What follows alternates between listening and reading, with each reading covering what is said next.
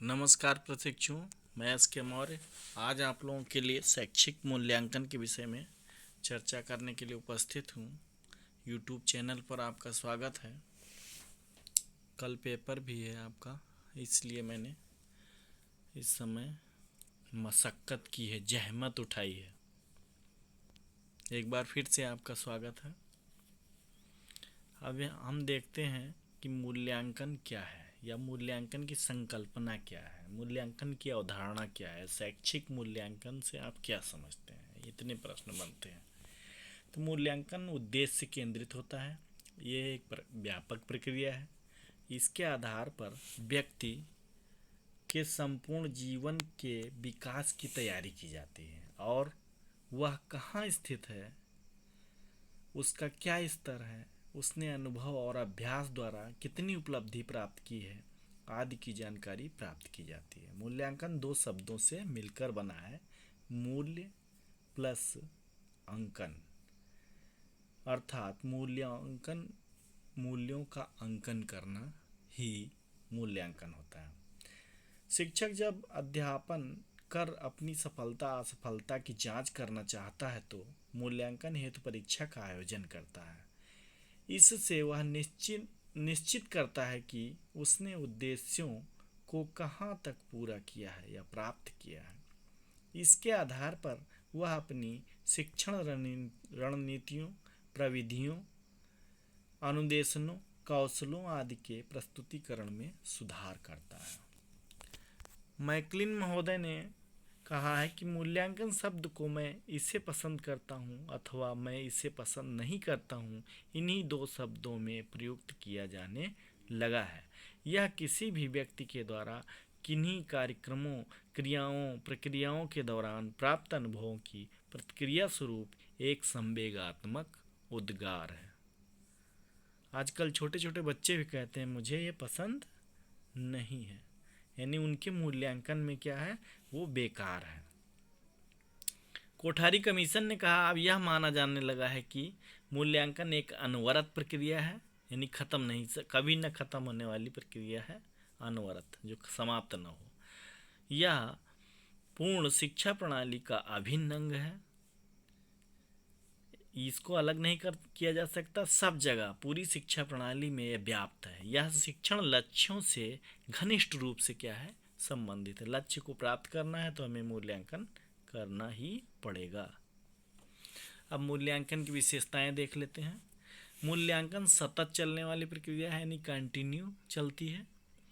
अनवरत माने समाप्त नहीं होने वाली प्रक्रिया है। यह मात्रात्मक एवं गुणात्मक दोनों प्रकार की होती है, यानी क्वालिटी और क्वांटिटी दोनों इसमें शामिल है मूल्यांकन में, यानी मात्रा और गुण। इसमें इसके द्वारा ही एक अध्यापक विधियों, प्रविधियों, उद्देश्यों, शैक्षिक व्यवस्था की गुणवत्ता की जांच करने में सक्षम होता है। यदि मूल्यांकन ना करें तो हम अपनी विधि कहाँ तक कारगर है, प्रविधि जो प्रयोग किया वो कहाँ तक कारगर है, हमने उद्देश्य को कहाँ तक प्राप्त किया, उसकी जांच करना संभव नहीं है। मूल्यांकन के अभाव में शैक्षिक नीति का निर्माण भी नहीं किया जा सकता। देखते हैं शैक्षिक मूल्यांकन के उद्देश्य। मूल्यांकन के उद्देश्य में हम चर्चा करें तो परीक्षा प्रणाली में सुधार करना इसका एक उद्देश्य है, पहला। दूसरा है पाठ्यक्रम में आवश्यक संशोधन करना, पाठ्यक्रम में कहाँ कहाँ बदलाव करना चाहिए, क्योंकि आज समय बदल गया है, युग बदल गया है और हमारे पुराने पाठ्यक्रम में संशोधन करने की आवश्यकता है। तो यदि मूल्यांकन नहीं करेंगे तो हम ऐसा करना हमारे लिए संभव नहीं होगा। ये उद्देश्य हमारा है, संशोधन करना, यानी पाठ्यक्रम में आवश्यक संशोधन करना। बालकों को निर्देशन और परामर्श देकर उचित मार्गदर्शन करना। यदि मूल्यांकन नहीं करेंगे तो निर्देश नहीं दे सकेंगे, परामर्श भी नहीं दे सकेंगे और कोई मार्गदर्शन हम बालकों को नहीं दे पाएंगे। तो इसका उद्देश्य हो गया बालकों को परामर्श और निर्देशन, मार्गदर्शन करना।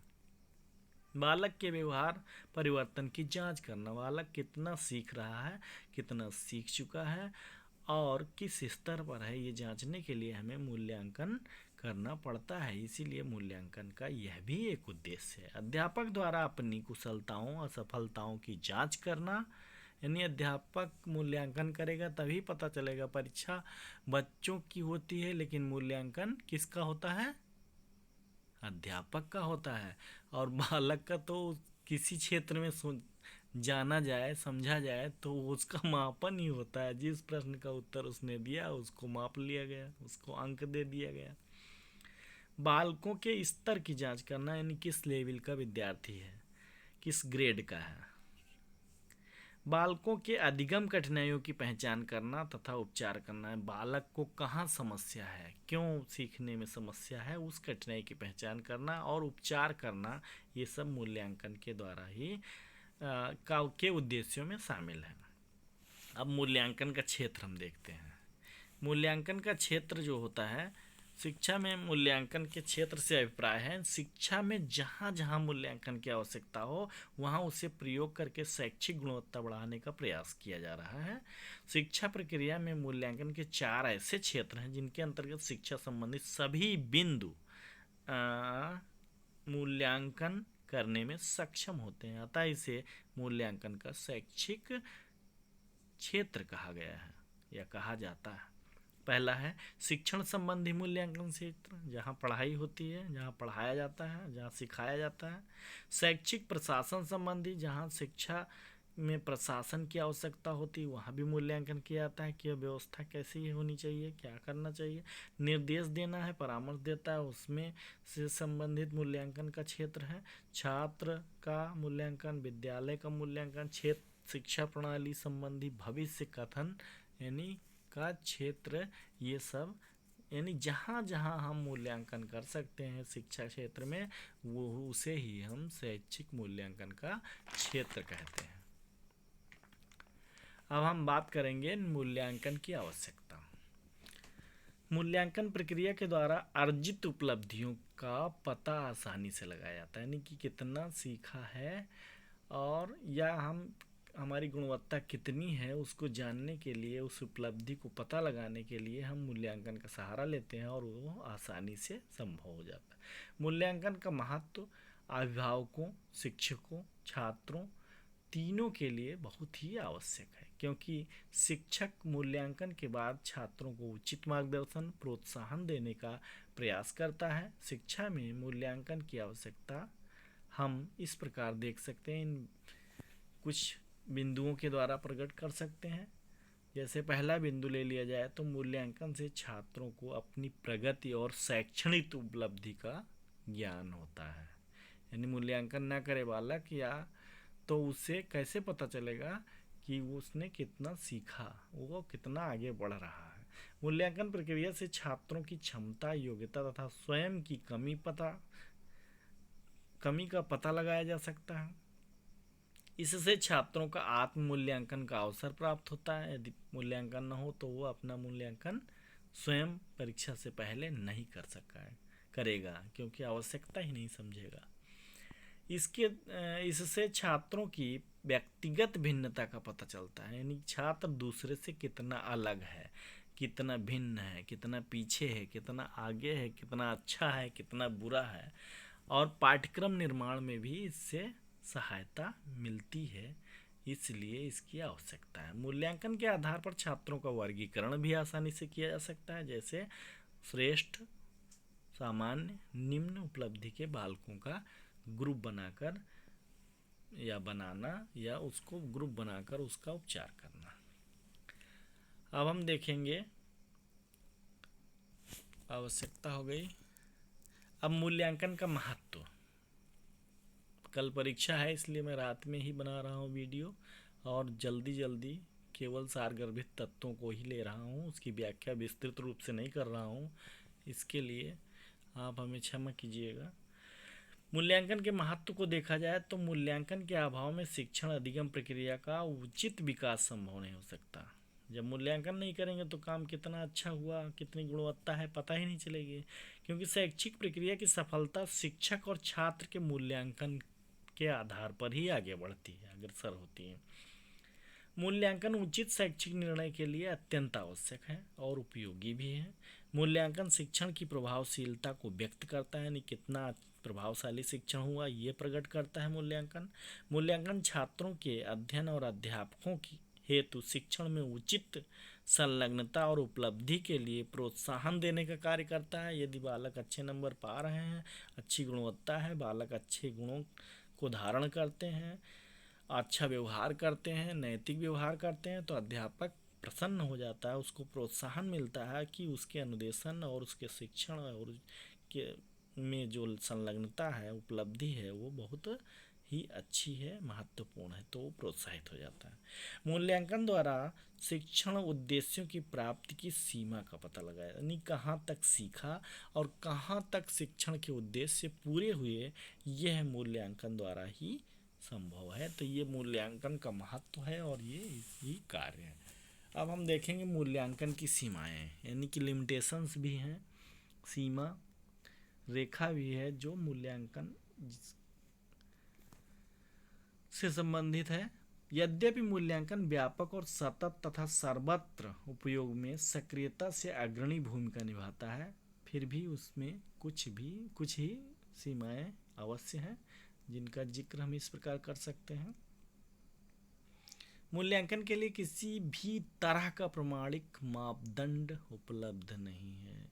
किसी प्रकार का हमने अच्छा कह दिया, आपने बुरा कह दिया, हमें पसंद है, आपको नहीं पसंद है, हमें आज दूसरी ठंडी हवा से सुख हो रहा है और आपको दुख हो रहा है, हमें क्या है कि आनंद प्राप्त हो रहा है, कोई गाली दे रहा है तो, और किसी को हम गाली देते हैं तो उसको दुख होता है। कहने का आशा यह है कि कोई प्रमाणिक मापदंड नहीं है कि जिससे हम मूल्यांकन को न्यायोचित या वस्तुनिष्ठ बनाने का जो है मानक रख सकें। इसमें व्यक्तिगत प्रभाव से मूल्यांकन प्रक्रिया को बचाया नहीं जा सकता, यानी विशेषकर मूल्यांकनकर्ता के, यानी मूल्यांकनकर्ता का बालक यदि पढ़ने में सही नहीं है तो हम मूल्यांकनकर्ता को लगता है कि सारे बालक ऐसे ही हैं। मूल्यांकनकर्ता का व्यक्तिगत प्रभाव पड़ जाता है, यदि प्रसन्न है बालकों से तो वो अच्छे नंबर देता चला जा रहा है, और यदि ना प्रसन्न है तो या अप्रसन्न है तो वो क्या करता है, कहता है सब बेकार है, कोई तरक्की नहीं कर पाएंगे, बेकार है, क्या फ़ायदा है, ये तो हम गड्ढे में डाल रहे हैं नंबर। इसलिए वह अंकन क्या होता है, वस्तुनिष्ठ नहीं हो पाता है। इसीलिए हम बहुविकल्पीय बहुनिष्ठ प्रश्नों का हम प्रयोग करते हैं जिससे कि वस्तुनिष्ठता आ जाए। मूल्यांकन हेतु किसी विशेष शिक्षण प्रशिक्षण का अब तक अभाव बना हुआ है, यानी कि मूल्यांकन हेतु कोई विशेष प्रशिक्षण या शिक्षण की व्यवस्था अभी तक नहीं बन पाई है, इसका अभाव है, ये एक लिमिटेशंस है, बहुत महत्वपूर्ण बिंदु है ये। मूल्यांकन क्षेत्र व्यापक होने के कारण सभी क्षेत्रों में मूल्यांकन हेतु मूल्यांकनकर्ता ध्यान नहीं दे पाते। क्या करते हैं, मूल्यांकन क्षेत्र व्यापक है बहुत ज़्यादा, इसलिए मूल्यांकनकर्ता आप ध्यान नहीं दे पाते हर क्षेत्र में, इसलिए कमी रह जाती है। अब हम थोड़ी सी चर्चा और आपके लिए कर लेंगे 2 मिनट का। मापन और मूल्यांकन में अंतर बता देंगे, ऐसे मौखिक ही 7 बिंदु हम बताएंगे जो बहुत ही सरल हैं, बहुत ही सरल हैं। एक तरफ हम पहले जो बोलेंगे वो मापन होगा, दूसरी तरफ बोलेंगे वो हो जाएगा मूल्यांकन। पहला है मापन, एक प्राचीन धारणा है। मापन क्या है, एक प्राचीन धारणा है, यानी बहुत पहले से चला आ रहा है। और मूल्यांकन क्या है, एक नवीन धारणा है। ठीक। दूसरा है, यह साधारण शब्द है, क्या, मापन, और मूल्यांकन एक प्राविधिक शब्द है, यानी टेक्निकल शब्द वर्ड है। मापन का क्षेत्र संकुचित होता है, सीमित होता है, जो मैंने बताया। मूल्यांकन विस्तृत प्रक्रिया है। मूल्यांकन ऐसे नहीं किया जा सकता कि आप अच्छे हैं, उसके लिए बहुत ही हमें ध्यान देना पड़ेगा, फिर कहना पड़ेगा कि आप बहुत अच्छे हैं, आप पढ़ने में बहुत अच्छे हैं, आप गाने में बहुत अच्छे हैं, आदि आदि को हम कहने में हमको बहुत समय लगेगा। ठीक है, विस्तृत प्रक्रिया है। मापन मूल्यांकन का एक अंश है। जब हमने दे दिया एक बार कोई एग्ज़ाम या परीक्षा या कोई प्रश्न किया तो आपने अच्छा उत्तर दिया तो हमने आपको ये अंक दे दिया मान लीजिए, तो ये एक अंश हो गया। लेकिन उसी आधार पर हम कई बार मापन करने के बाद हम मूल्यांकन करेंगे कि आप बहुत अच्छे हैं, आप पढ़ने में अच्छे हैं, आप सदैव पढ़ते रहते हैं आदि। मूल्यांकन समस्त शिक्षण प्रणाली का एक महत्वपूर्ण अंग है। ठीक, ये मापन मूल्यांकन का एक अंश है, जबकि मूल्यांकन समस्त शिक्षा प्रणाली का महत्वपूर्ण अंग है। मापन पाठ्य वस्तु केंद्रित होता है। मापन क्या होता है, जो पाठ है जितना पढ़ा है उसी का मापन कर लिया। और मूल्यांकन उद्देश्य केंद्रित होता है कि हमारा उद्देश्य है नैतिक शिक्षा का ज्ञान देना, तो नैतिक आप कितने बने हो यह मूल्यांकन में ही पता चलेगा, यानी उद्देश्य केंद्रित होता है। मापन में वस्तु कितनी है, हाउ, और मूल्यांकन की वस्तु का क्या मूल्य है, व्हाट वैल्यू, का उत्तर दिया जाता है। मापन वस्तुनिष्ठ होता है, यानी मापन वस्तुनिष्ठ होता है। हमने कहा आत्मनिष्ठता का प्रभाव नहीं पड़ता है, अभी बताया था पिछले वीडियो में। तो इसीलिए मापन वस्तुनिष्ठ होता है, यानी 2 किलो देना है, 2 किलो में तो 2 किलो से चाहे जो कोई तोलेगा तो उतना ही होगा, इसलिए वस्तुनिष्ठ है। और मूल्यांकन आत्मनिष्ठ है। मूल्यांकन में हम अच्छा, बहुत अच्छा, खराब आदि हम कह देंगे और वही दूसरा व्यक्ति उसी को बुरा कह सकता है। ठीक, जैसे हमारे पास 200 रुपये हैं तो हम अप्रसन्न हैं, लेकिन उसी में से यदि 50 रुपया किसी के पास कुछ न हो उसको दे दें तो प्रसन्न हो जाएगा। यानी इस 50 रुपये का उसके अंदर मूल्यांकन बहुत है और हमारे 200 रुपये का हमारा मूल्यांकन बहुत कम है, तुच्छ है। इसलिए हमारी जो उसका मूल्यांकन का प्रभाव है वो आत्मनिष्ठता का प्रभाव है। धन्यवाद। आशा है कि आप वीडियो थोड़ा लंबा हो गया है और कंटेंट अधिक हो गए हैं। अधिक प्रश्नों का इसमें उत्तर दिया गया है, जैसे शैक्षिक मूल्यांकन के महत्व पर प्रकाश डालिए, एक शिक्षक को मूल्यांकन की क्यों आवश्यकता पड़ी स्पष्ट कीजिए कि मूल्यांकन व्यापक होते हुए भी अल्प सीमाएं उसमें क्यों हैं रखता है, जो उनका जिक्र कीजिए। शैक्षिक मापन और मूल्यांकन में अंतर बताइए, मूल्यांकन की अवधारणा समझाइए।